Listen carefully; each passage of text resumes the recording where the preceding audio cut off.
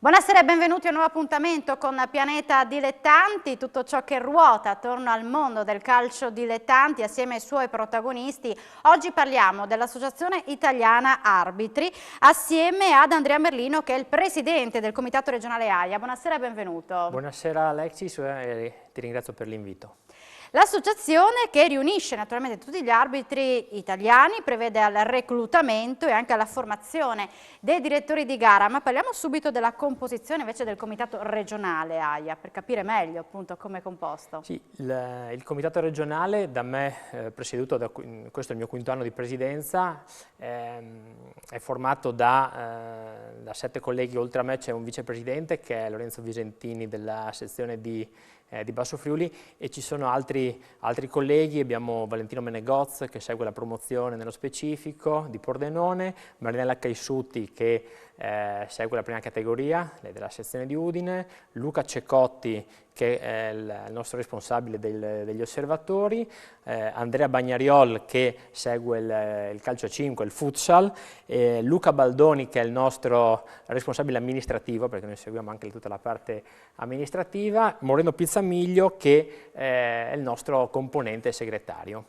Ecco, ricordiamo quali sono gli obiettivi e le funzioni, poi andremo anche a spiegare come si può diventare arbitro e quello che è la formazione di un fischietto regionale in questo caso. Sì, noi abbiamo la responsabilità tecnico-amministrativa della regione, io in primis chiaramente con tutti i miei collaboratori, in quanto abbiamo le linee guida che ci vengono date poi a livello nazionale, quindi dal settore tecnico, della presidenza dell'AIA, e su queste poi le ragioniamo, le discutiamo tra di noi e poi vengono chiaramente impartite tutte le direttive ai presidenti di sezione, che sono i nostri referenti sul territorio e che poi le portano ai ragazzi, perché abbiamo un organico regionale che si occupa delle gare di prima categoria di promozione d'eccellenza del calcio a 5, quindi della Serie C1, e un organico chiamato di base che segue tutto il settore giovanile scolastico fino alla seconda categoria, che viene demandato appunto alle sezioni, alle nostre 7 sezioni che sono dislocate sul territorio. Quindi come si diventa arbitro? C'è una formazione, ci sono gli allenamenti, possiamo stabilire anche un anno in cui un ragazzo si può avvicinare alla preparazione per diventare un arbitro? Assolutamente sì, a dire il vero questo poi è legato a una novità che ci è stata data quest'anno, che è quella del doppio tesseramento. Innanzitutto iniziare a fare l'arbitro ci si avvicina a 14 anni e fino ai 40 anni si può fare il corso arbitri. Abbiamo allargato un po' la forbice perché abbiamo avuto richieste anche da ragazzi, non più ragazzini, per fare gli arbitri, e questo è una bella notizia perché è un mondo che difficilmente si conosce all'esterno, anche se tanti parlano di arbitraggio e quasi nessuno ha mai arbitrato, mentre tanti parlano di calcio e qualche calcio al pallone l'hanno dato. Quindi ci avvicina così, come tanti, per gioco, per andare a vedere le partite di Serie A, per magari guadagnare qualche soldo, per avere una parte da protagonista in una passione che è il gioco del calcio, perché tanti hanno giocato e non tutti hanno continuato nelle serie da grandi, e sono fermati al settore giovanile scolastico come me, e hanno trovato un altro sbocco nella loro passione. Quindi c'è questa novità del doppio tesseramento, ovvero di mantenere comunque la possibilità di giocare a calcio, ma di provare anche a prepararsi come arbitro. Esattamente, fino ai 17 anni c'è questa possibilità, quindi di restare tesserato per la società di calcio e provare a fare l'arbitro. Credo che sia una cosa molto interessante perché non è lo scopo chiaramente di rubare i giocatori, perché chi vuole giocare e continuare a giocare lo continuerà a fare, però credo che sia il target giusto dove si fanno le scelte sportive, se continuare a giocare oppure provare qualcos'altro. Ecco, il fatto di non abbandonare in toto una scelta ma poter provare l'altra credo che sia veramente una scelta vincente fatta dalla nostra presidenza insieme alla federazione. Noi stiamo vedendo anche nel frattempo il sito dell'Associazione Italiana Arbitri, dove è comparso anche un hashtag diventa arbitro, e questo è un modo anche, vedi, compila il modulo per essere contattato, è un modo anche per avvicinarsi e comunicare ai giovani con i social.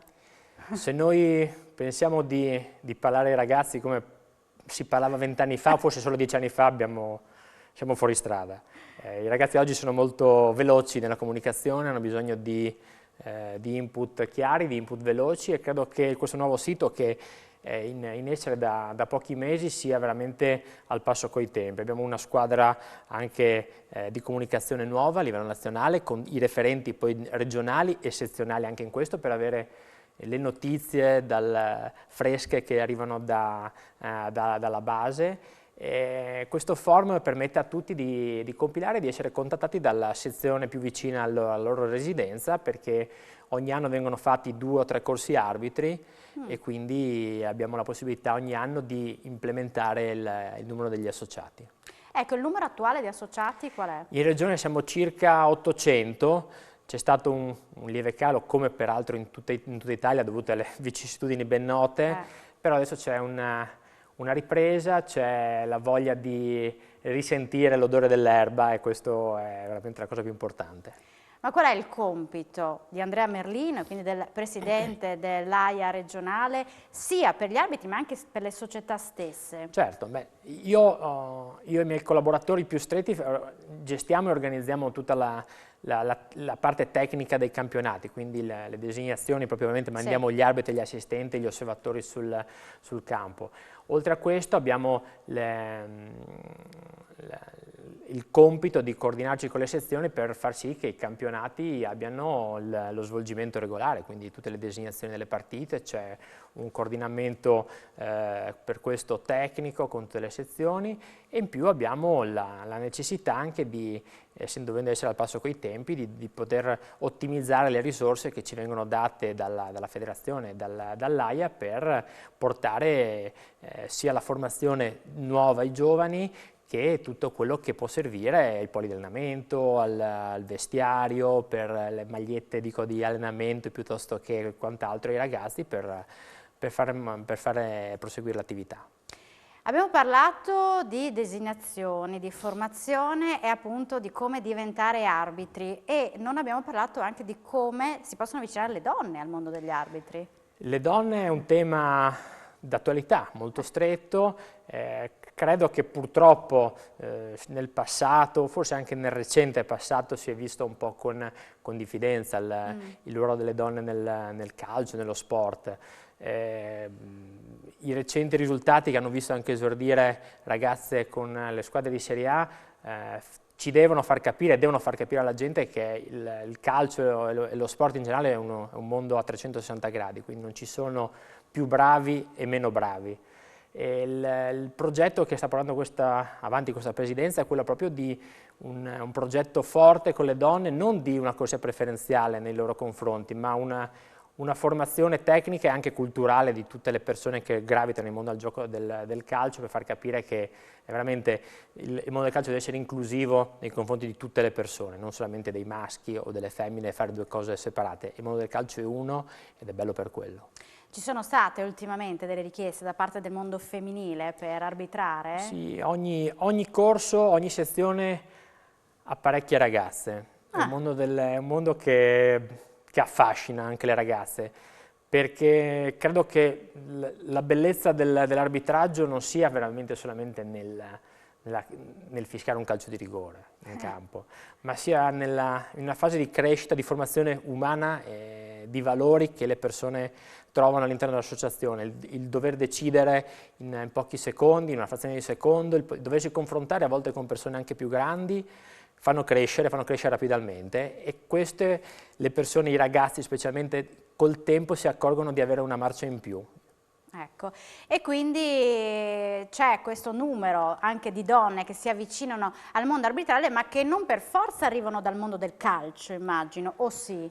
Non necessariamente, Ecco. Ci sono tante persone, se noi andiamo allo stadio non vediamo solamente uomini, ci sono tante ragazze che sono appassionate al calcio, solo che magari per un retaggio culturale o perché non sanno che c'è una possibilità, una strada, non si avvicinano. Ecco, i social, il sito internet ci fanno conoscere, e fanno conoscere un mondo che è veramente aperto a tutti e dove possono trovare veramente una soddisfazione nella loro passione del calcio.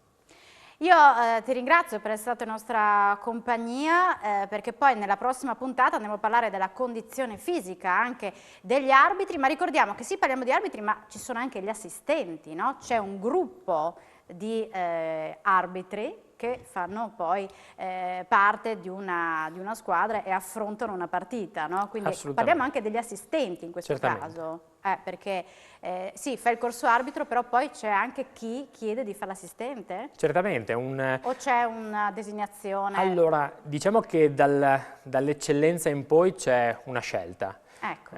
C'è una scelta per continuare ad arbitrare o chi preferisce fare una carriera parallela a quella dell'arbitro, non meno appassionante e impegnativa, ma che dà parecchie soddisfazioni, allo stesso modo. Grazie Andrea Merlino per essere stato in nostra compagnia, ci rivediamo a Pianeta Dilettanti in una prossima puntata. Grazie per essere stato in nostra compagnia. Grazie a te, buona serata.